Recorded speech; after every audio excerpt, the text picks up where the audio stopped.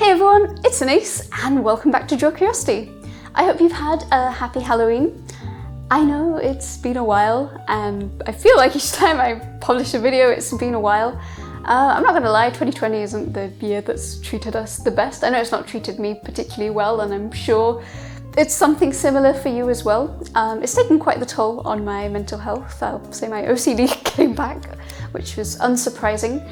But I am on the mend again, doing all the things that I know are supposed to work, taking medication, revisiting old therapy, trying to stabilize my life as best as possible, trying to stay in touch with my family and loved ones, despite the fact that the vast majority of them right now are on the opposite side of the world, and it's also a little bit hard for me to get to see them if I wanted to or needed to.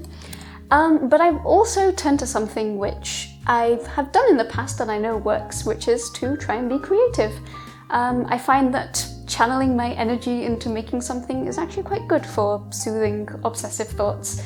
And I'm sure you've all heard of this October challenge where everyone follows a prompt every day from an official or unofficial prompt list and they make a drawing or an official creation. And I decided I wanted to take part this year, but in a very special way, which was rather than doing drawings, I wanted to do something that I used to love doing, which is paper crafting and paper engineering.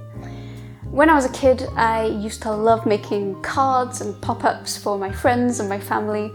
Then becoming an adult, I'd still make them every now and then, but I didn't have as much time. So my challenge this month was to try and exercise my creativity in that area every single day. And I had two rules. The first one was I had to use prompts from smaller artists. And secondly, I just had to come up with something made out of paper that was ideally interactive. There was no pressure on it being perfect. In fact, I tried to aim for 1 to 2 hours max. Obviously, there were some where I did spend quite a bit more time working on them, and then there are quite a few which you'll see where I spent considerably less time. The idea was to come up with a concept rather than it looking perfect. And then honestly, the materials I used were quite budget as well. I had some paper card and a scalpel and some scotch tape and a marker pen, so none of it was particularly high-tech. The idea was just to put things together and make something. Oh yes, and bonus points if I was able to make it sciencey, so that I'd also have things to talk about as I was making this video. So yes, without further ado, I'm going to show you through 31 pop-up creations that I've been coming up with over the past month. I hope you enjoy it.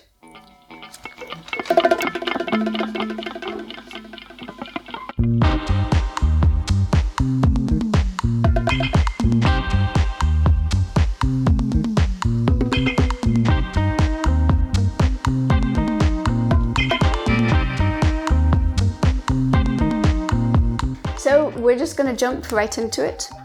First of all, I would just like to show off the front page of the scrapbook because it is also a pop-up. It's a scrapbook, or as I've decided to call it later, Pop-Uptober, so I decided to make some sort of pop-up effect. Now, most of the letters have some form of interactivity.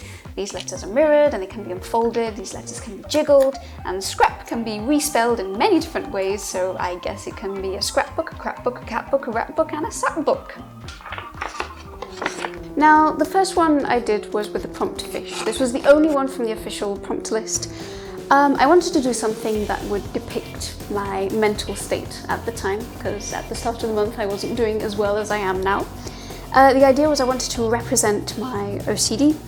At the time, I'd often have many racing, intrusive thoughts which felt somewhat like being stuck in a wave. I was trying to work on confronting some of the thoughts, and sometimes it would go really well and there'd be a good reaction and I wouldn't be as freaked out by it. Other times it would be neutral, and sometimes, honestly, it would be bad. And it was honestly quite hard to predict which one it would be until exploring it and confronting the thought, and hence this little spinner spins round whilst also having 8 random and difficult to predict outcomes that cover the whole range I just described.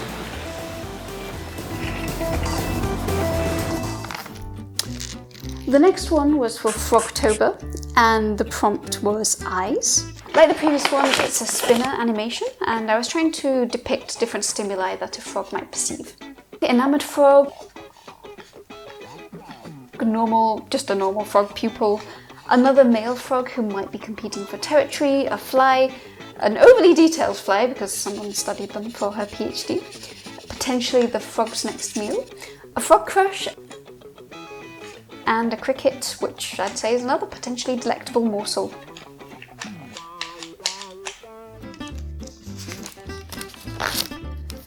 The third one is mushroom, and I wanted to make it creepy. It isn't really referencing anything in particular, but you can interact with it and just wait for it.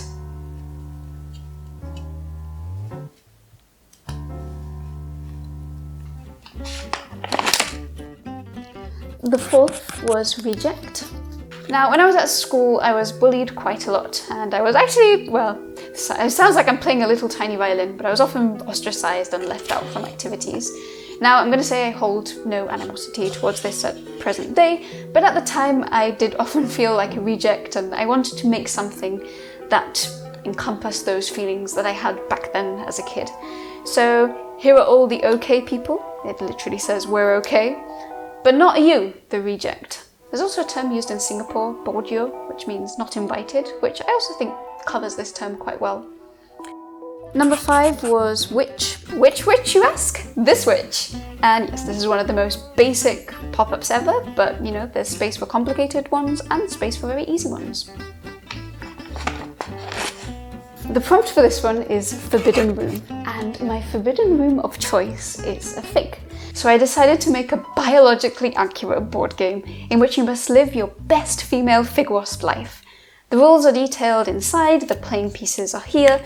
Essentially, the pollinating agaonid female wasp enters the fig and lays her eggs inside the fig. So your NPCs are the unfertilized females that are placed on these starter squares, and the players play as the males, or kings, which are placed here. You may notice that there are more females than males, and this is consistent with nature, where there is a skewed sex ratio for fig wasps. The males must engage in local mate competition, whereby they must mate with their sisters. Notice you can swap out the females for a coloured piece when successfully fertilised by a male. After you have fertilised as many females as possible, the males must then excavate a special tunnel so the females can escape the fig and pollinate more figs. Notice the exit has the option to be excavated by different male types, making it possible to prevent females fertilised by other males from excavating their way out. And if you wanted to play this tiny board game in hard mode, I also made it possible for the other male to be able to refertilise females with their own sperm just by flipping over the female counter, which also honestly isn't unheard of in many species in real life. I'm very proud of this one for being something I came up with within a couple of hours. I do admit there were quite a few flaws I would change about this board game if I was actually beta testing it and spending a decent amount of time to produce it, but I like the concept.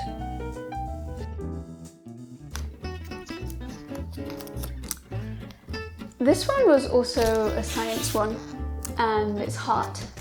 I originally considered drawing heart muscle, but eventually settled on an anatomically correct heart, followed by a pop-up roller coaster in the shape of an electrocardiogram of someone who is nervous. I wanted to add some carriages with some letters to spell out a word, such as nervous, but I ran out of time, so you've just got the first part of what I just described. Number 8 was Ghost Party. So I imagined how transparent ghosts might celebrate, probably by stealing Pac-Man's fruit and eating it to dress up as those different fruits. Very basic, but actually I'd say it's quite effective. I like how this one turned out.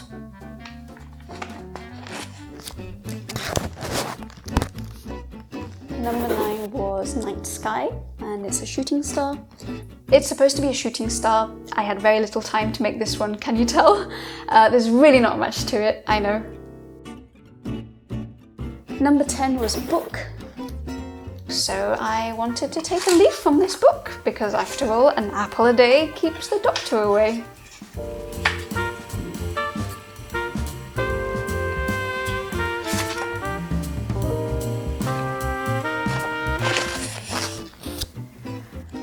Number 11 was blush for Inktober, which is where there's this attempt at an anime character.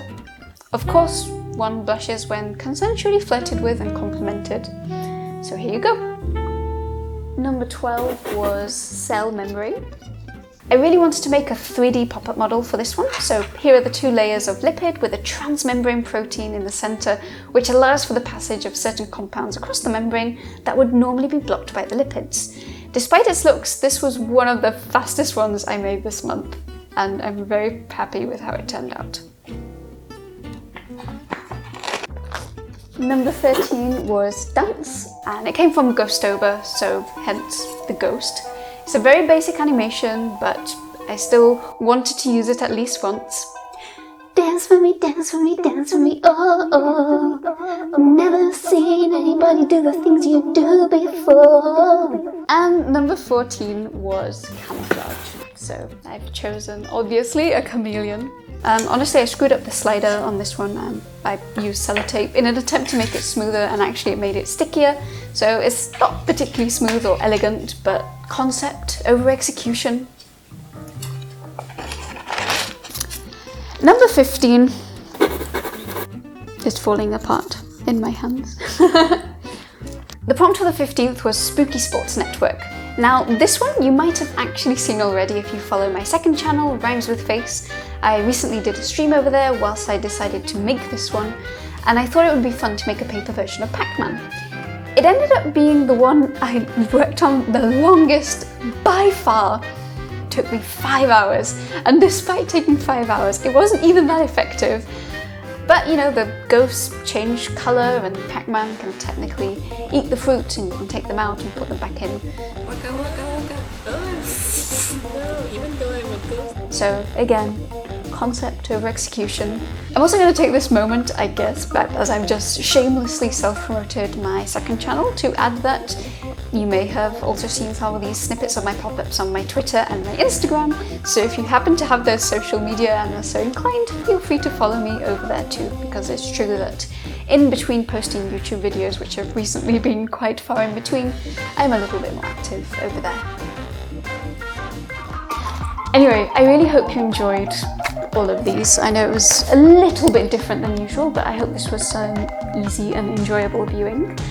As always, I want to thank my patrons on Patreon for supporting my content.